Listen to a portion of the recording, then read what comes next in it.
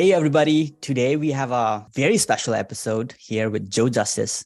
I've been thinking about this podcast for a year and we just met on LinkedIn. So I was just doing my intro, but Joe wanted me to actually record that. So, Joe, my name is Vivek. I am living in Austin, Texas, originally from Nepal. And I was telling Joe about the community of 200,000 students that we have who have shown interest to learn agility and agile software development. I was sharing that half of them are in India and the other half all around the world. So my intention today is to really bring Joe's story about working with Elon Musk, Bill Gates, Jeff Bezos' management team. When I was listening to your story, Joe, I was like, wow, like I have so many questions for you. So this stays happening. And Joe, you are also CEO of Wiki Speed. Would love to hear about that. And you're also chairman of Agile Business Institute and are doing some amazing things in agile hardware development, which I got to learn a little bit, and I'm really fascinated. So with that, Joe, why don't you introduce yourself further, what you've been up to, where you're at right now, and we'll kick it off.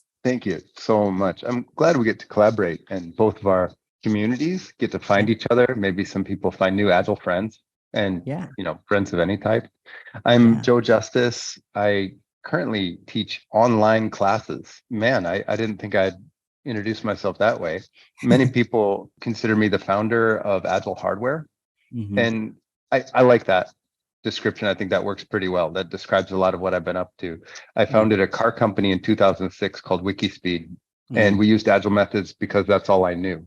I wasn't intending to prove to the world that agile hardware works. Yeah, Simply, it's the only method I was skilled in, yeah. and it did work. We set 4 world records, and I competed against Tesla at that time in 2010, and Mm, we actually won, which was amazing. That's in the while the Model S was being developed, it was called the White Star Project, mm. and the Roadster was being delivered from Tesla at that time. We Wow. were making what was called the Wiki Speed SGT-01, and at that time it won. Then ultimately, I became a Tesla employee. I consulted to Tesla in 2010. I set up the first Agile trainings there in 2016, Mm. and I became an employee and ran the Agile program in Yeah. Tesla in 2020. In between, I was a developer at Microsoft, uh, and also led the Agile transformation for the Xbox group, hardware and software, Wow. Microsoft Xbox. Well, maybe led's too strong a word. I was part of a team. I did do a lot of it. I mean, I guess I could say led and that'd be legitimate, but that'd also be Mm. taking credit for a lot of the team's work. I was part of a team. Yeah. And yeah, I did a lot, but there was a team and they were great. Yeah. And did work with Amazon in 2016. Hmm. I've currently consulted to all of the world's major car companies and all of the world's major aerospace companies. I've Yeah. either consulted to or trained or worked in all of those and all of the world's largest military defense contractors, whether that's something to be proud of or not, at least it's great high tech. Yeah. And security is important, but man, I don't know. That's a mixed ethical bag. Yes. Currently, something I'm much more proud of. I still am CEO of Wikispeed, and we make Tesla tuning parts. People who Mm. want the thrill of racing, like actual race capable, but some people want it just for the style. Mm. Um, Bringing that to electric vehicles at a very affordable and very high performance level is a Hmm. passion of mine. Mm. And so wikispeed.com has Tesla tuning parts available if you contact via the contacts button. The Model S Plaid and the Model 3 are the cars we've done so far. We just got a Model Y. We'll start tuning that next. Nice. Then I'm an advisor for agile manufacturing for Cyberlander. Some people may or may not know. It's a armored, basically pop-up camper. So imagine an armored pop-up camper for the zombie apocalypse or climate change Armageddon for Wow. the Tesla Cybertruck. There's Wow. many other products in the portfolio, but the one furthest along in development and with many renders and some betas already visible is the Cyberlander. So an overlander for the Cybertruck. And I'm really excited about it. Its idea is like a mobile office. You could Oh, put wow. it in your driveway or your backyard or way out in the mountains or in the desert and have this like boutique luxury hotel room, office, love suite I'm thing. It's really cool. I'm so interested. I put my name down for the Cybertruck, so I definitely want to learn a lot. That's amazing, Joe. That you've got, man, that is an exciting life you're living. You're just doing good, going after what you're passionate about, everything car agility, and you're also like teaching this class on agile hardware, and you're updating the class and rapidly innovating. That sounds amazing. I think we're the largest online training provider for agility, at least in all of Asia. I think we've really hit success. So we Wow. start, I think my background works. We start with a foundations level class that Hmm. happens to grant a certified Scrum Master credential. Hmm. It's not like any certified Scrum Master course I've seen anywhere. It's basically step one of how to operate a company like Elon Musk. Yeah. And it happens to grant a CSM. Then Yes. level two, we introduce finance and vendor collaboration. People might Nice. say vendor management, but I'd say collaboration is probably better for the Collaboration. way we're doing it. And also more on digital self-management and management Hmm. automation. Yeah. And that grants the level two credential, CSPO. We Yeah. do the technical certified Scrum developer as Mm. well and an executive class. And then the ultimate is Agile for hardware, software, and business, the whole company. And it's what I learned working for Elon Musk. That's the most advanced agility I've ever seen. And I call that Joe DX, not to take credit, but actually to try to be humble. I want to Yeah. call it the Musk model. I Mm. really do. That sounds good. It's Yeah. cool. Yeah. I don't think I understand everything Elon is doing.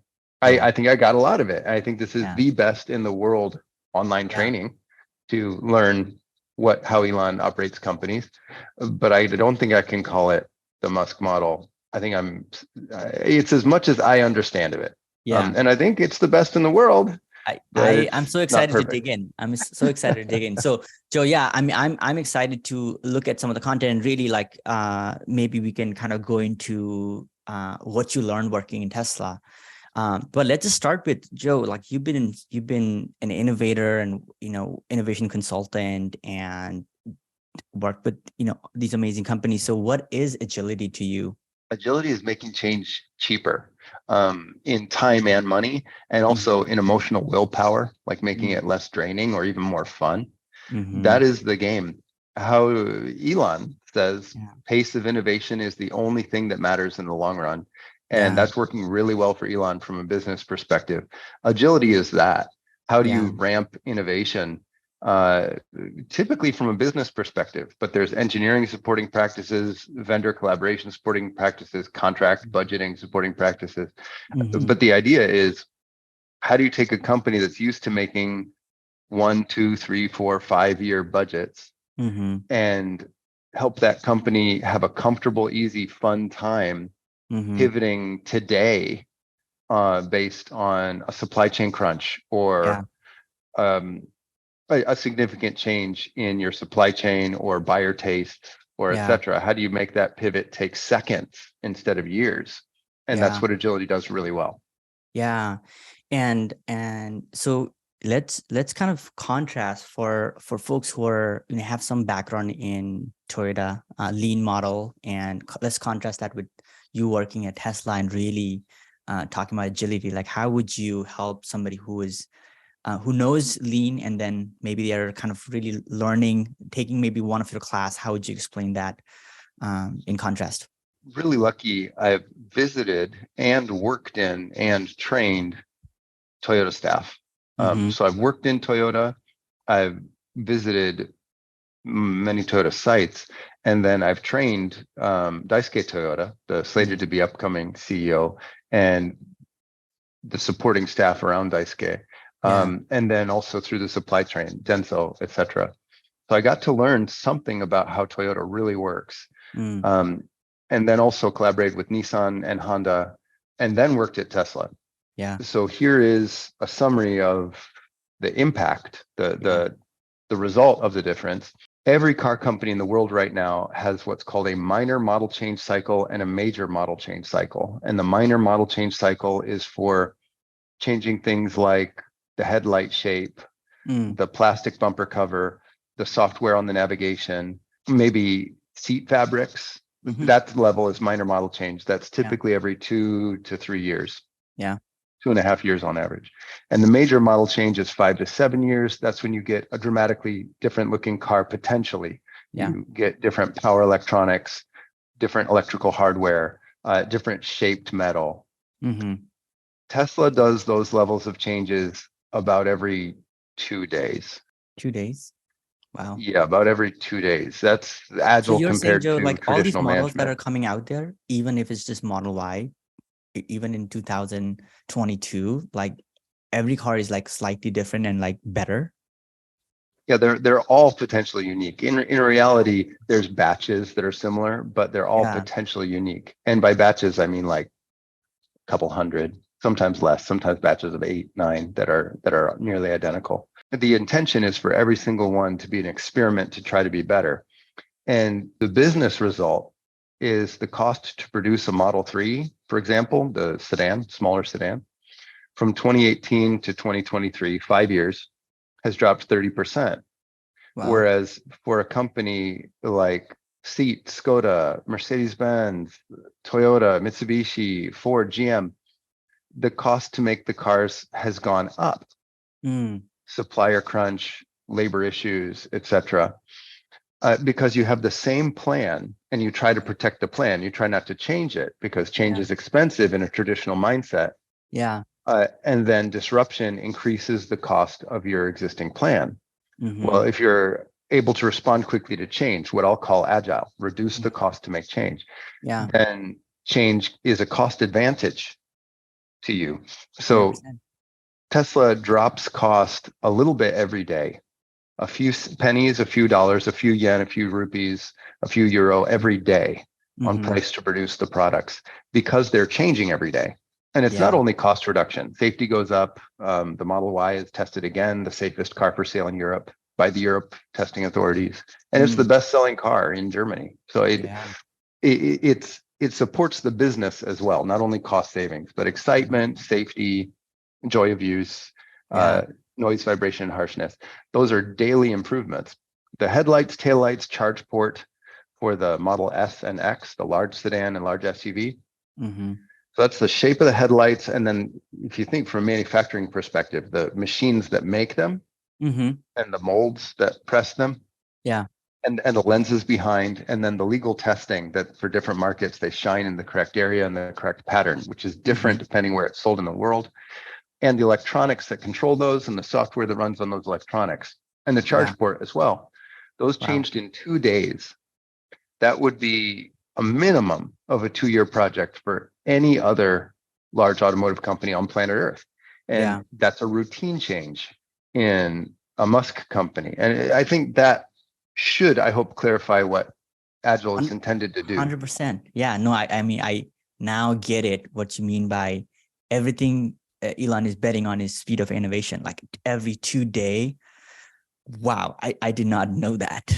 This is the bigger picture is critical path to space. What's driving this? From a business perspective, Elon has the master plan. And it's not just Elon, but really Elon does drive it and is very vocal about it. And then everyone proposes a measurable metric that's an experiment to help the master plan come true. So Tesla's master plan is advanced sustainable energy for all of civilization. That's Tesla's mission. Here so and one out, of the out of here, right? Here and in Mars and just in the galaxy. Yeah, for the expanding human civilization. The SpaceX is make humans multiplanetary. So it fits perfectly together. And Neuralink is keep pace with AI, have humans keep pace with AI. They all collaborate towards maybe an exciting future. Like that, the master plan of those master plans is make the future exciting. Not like population drop and die off on one planet, which is less exciting than a starfaring civilization with Dogecoin auto training running on Neuralink in our brain, backed up by Starlink satellites in space that no one country owns. Wow, bizarre, but cool.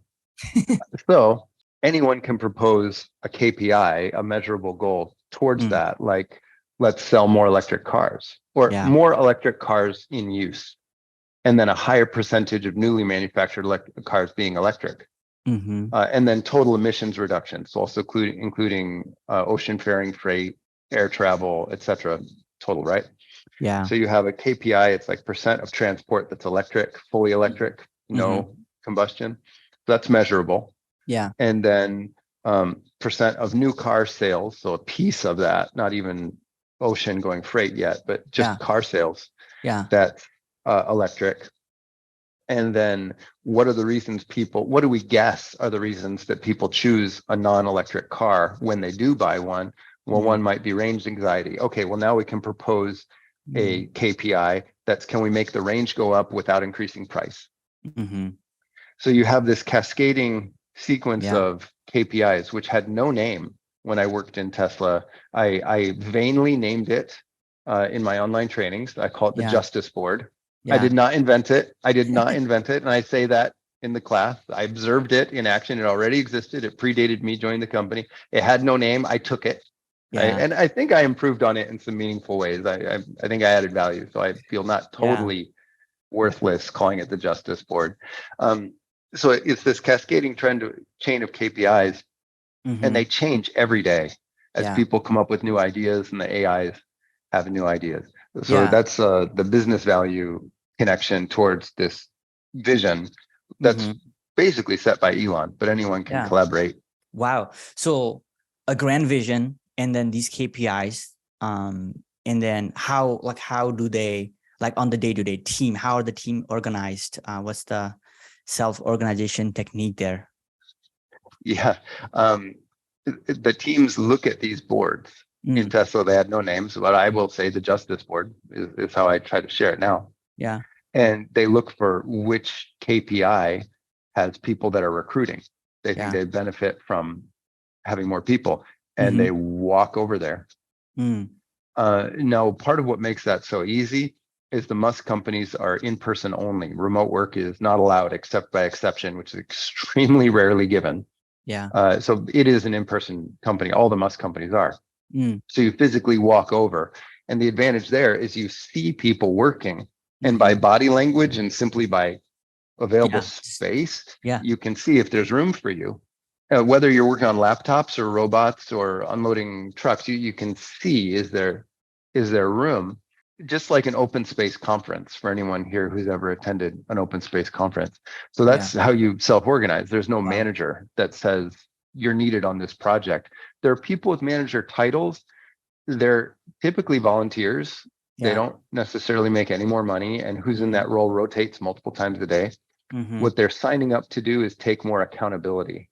If there's an accident, while they're the manager, they're the one that has to file the reports, Mm. grievances, et cetera, potentially go to court Wow. if it becomes a court issue. So that's we're proud and Yeah. support people who step into that role. And Yeah. then there is a role above that. It's not totally flat. It's just you don't Yeah. have any authority. So maybe it is flat. There's a Yeah. role above that called executive. And what that means is you take even more accountability and you have to go to court for even bigger issues. Like if there's an explosion in the plant, the executive is going to be called into court if there's a court proceeding to say, what was the sequence of events that caused you to allow that to occur, right? Yes. So who is in that role? Again, rotates multiple times a day. Yeah. Yeah. Wow. So that is wild. So this is also equal pay, right? Equal pay, everybody, or similar? I No, checked no myself. timesheets. Yeah, no timesheets. No Pay is essentially timesheets. the same for everybody. Everyone Yeah. makes right around $50,000 a year. I think it's 54,000 Wow. average. No matter what level of accountability you've currently signed up to take on. Mm-hmm. Weirdly, Tesla and SpaceX are the number one and number two choices for graduating engineers worldwide now. Yeah. And it switches which one's number one, which one's number two. So these are the most desirable places to work, and they're not the highest paying. Yeah. But with the stock options. Yeah, And I worked with total many people who already had more than $1 million US because of stock. Yeah. So, and everybody's betting on like the company doing better because the base pay, and everybody's so excited to work on these problems, and they see the mission, right? I think it's more the second one was my Yeah. experience when I was working there. Now, also remember, I worked there in 2020 during COVID when we didn't really know what COVID was, Yeah. and we weren't sure if factories were allowed to run, and they had to shut down sometimes and open sometimes. Yeah. Um, and so really the hardest core were the ones who were working. Um, and interesting in Tesla, I think that was everybody. I don't think anyone stayed like Yes. it's a real mission focused culture. And there's not many emails at all. But one of the few emails that was sent out during that time at all was from Elon, and it was just about the mission only. Wow.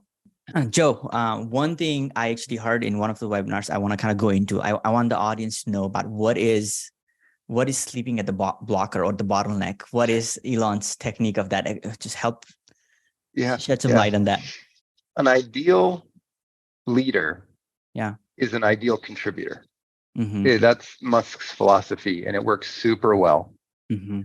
Because engineers, especially if they're not working for the best pay, Mm-hmm. want to feel they're not taken advantage of. And I think that's a fairly common human trait. I think most people want to feel they're not being taken advantage of. Mm-hmm. So Elon lives it visibly. Elon has a sleeping bag, Yeah. and wherever the bottleneck is thought to be, Yeah. Elon works there. He joins the group, and it's not like he tells people what to do or asks for reports. He tries to engineer. Yeah. And actually, Elon's a very talented engineer. So Elon joins the software development group, the maintenance group, whatever they're doing. Mm. A lot of the time, it's paint. Actually, paint is often the bottleneck, which is where I spent most of my time.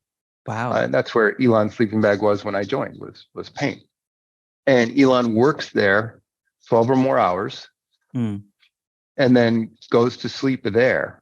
Sleep in a sleeping bag. Right there in a sleeping bag. Elon doesn't have a house anymore. He doesn't even own one, Yeah. and sleeps there. And everyone, and Elon models this, before leaving, I would typically leave between 5 p.m. and 7 p.m. I get there between 4 a.m. and 5 a.m. Yeah. When you leave, or in Elon's case, when Elon just goes to sleep, whatever tool you're using, a laptop, a welder, whatever it is, you hand that to someone else. So the group work continues. They don't have to like log in, log out. They use the same one. Yeah. So that enforces like nothing's going to wait for you, and you don't own anything. Like it is the mission. Like that's not your laptop. That's not your login. Like they're just going to keep coding or whatever it is. And then Elon goes to sleep, or I would go home. Yeah. I stayed really near in a Marriott Residence Inn, which is actually quite nice. Yeah. Right by the plant. And then when Elon wakes up, and when I come in, or when anyone comes in, they look at these boards, the justice board, to say, where do we guess the bottleneck is now? And then you go there if they're recruiting, right? If they think more people will help. So that's an ideal contributor. And that's what Elon does. Now, it's harder than that. As the executive, Elon spends most mornings in court because positive change, whether it's positive or not, but even if it's positive, positive change has constant attack against it because there are always some who benefit from not changing. So if you have an agile company, if you have a company that's embracing innovation, that is ramping innovation, you are under constant attack. Yeah. So Elon and then other executives, and then to a lesser extent managers, right, because they're signing up for responsibility, they're in court in the morning. And then after court, 9 a.m., 10 a.m., depending on the session, they try to do that early. Yeah. Then they're in the factory, typically until midnight. Wow. And then they go to sleep. And 7 days a week. 7 days a That's week. the schedule. Now, Elon does date some of the most beautiful people in the world. So there's that. I mean, it's not like there's nothing good or desirable or admirable going for Elon, but really that's about it. Yeah. Like Elon doesn't own a yacht, like none of that. Wow. I'm just processing that. So, Joe, let's scale you back. You're teaching a lot of new aspiring product owners, scrum masters, leaders of the company that are going agile. So, what are some things that in our agile teams, scrum teams, what are some things that we can take and apply? Maybe we're not going to sleep in the factory. We just don't have that. But what can we learn? Yes. What's your Yeah. advice? Oh, I love it. I'm working with a lot of companies where the owners of the company aren't Elon, Mm-hmm. and some of them don't know what this agile thing is, or some of Mm. them do, but don't want all of it. So Yeah. people don't have permission to do all of it. Yeah. And that's pretty normal right Mm-hmm. now at this Mm-hmm. stage in business's history. In Yeah. another few months, maybe it'll be different. But right now, there's a lot of companies where not everyone has permission to do all of Agile. So what can they do? My background behind me is the baby shoes of Agile, called Scrum. You definitely don't need to keep it, but it's very quick to learn and it gets you started. You can introduce a process improvement, process coach role, which maybe you call a Scrum Master or an Agile coach. Mm-hmm. You can try to bring business authority back into the team that's doing the work. A Mm. lot of working groups have to ask for permission for budget or to change course and wait on a chain of approvals. The goal is to try to bring knowledge of the business value and authority to cancel, fund, or change the project into the team. So this person is ideally also Mm. helping build the thing. They're Yeah. also a developer engineer. Ideally, that's not always true, but you Yeah. try. And we call them the product owner. They have business authority into the team. And then typically companies have skills-based titles. Yeah. Tester 1, tester 2, mechanical engineer 3, these kinds of things. Scrum does something really clever. It asks you to try to just call everyone who's doing the work the same title. Call Yeah. them developer and say they're playing the developer role or they have the developer accountability. Yeah. And that's super clever because it starts to make it easier for people to get a promotion Yeah.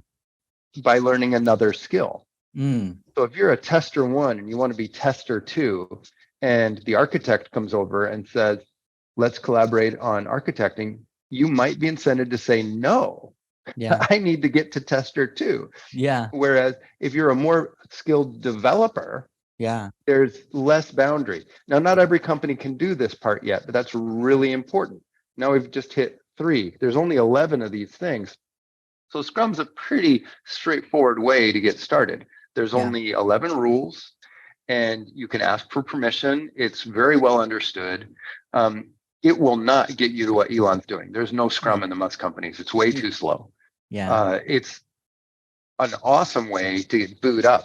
So for people that aren't necessarily allowed to sleep in the factory or Yeah. want to, Yeah. at the point of production, right? If you're a Yeah. software company, that'd be right at your desk. But for the Musk companies, even if you're writing software, it's for the robots that are doing manufacturing or for the cars. So you still Yeah. are in the factory. But if you're a software only company, maybe you could do it. Yeah. This is a good introduction, 100%. but you can skip this if you do something called mob development. If you actually follow the rules of mob development with a driver, a navigator, and a mobber, and then progress in levels to like the rear admiral, eventually the traffic cop, Mm-hmm. you get the advantages of an advanced certified Scrum Master, a certified Scrum professional Scrum Master. You get those Mm-hmm. in a very natural way while working. A common misconception is we need to add consultant agile experts Yeah. that are not developing. Man, Yeah. Elon would fire those people Yes, immediately.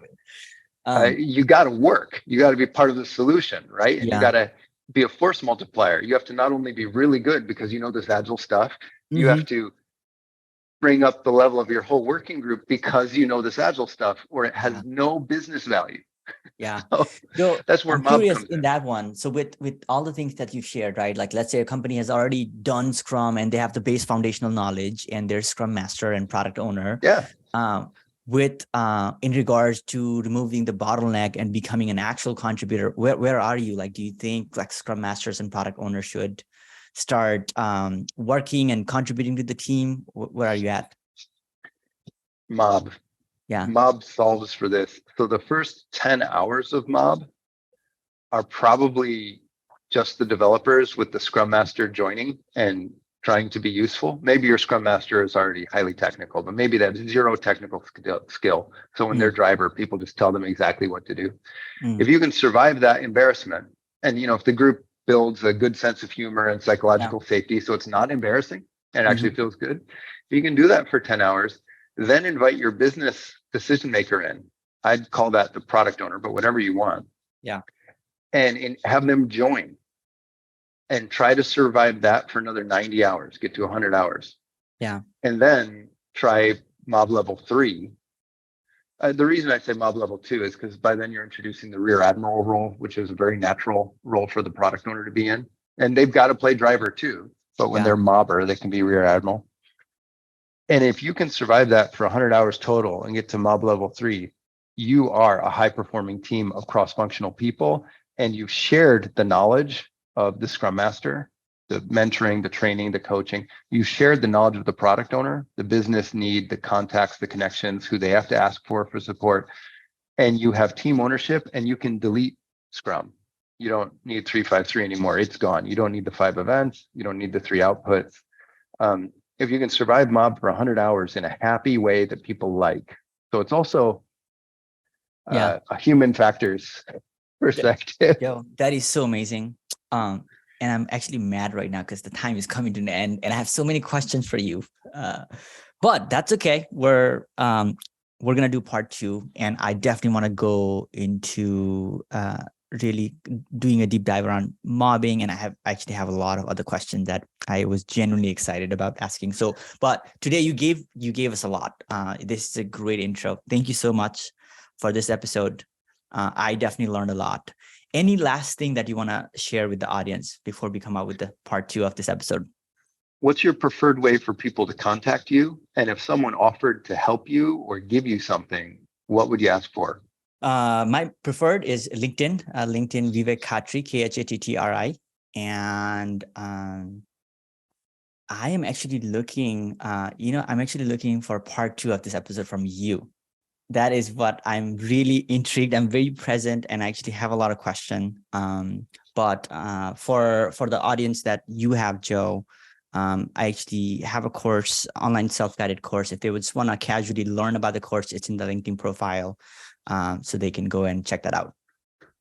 Awesome.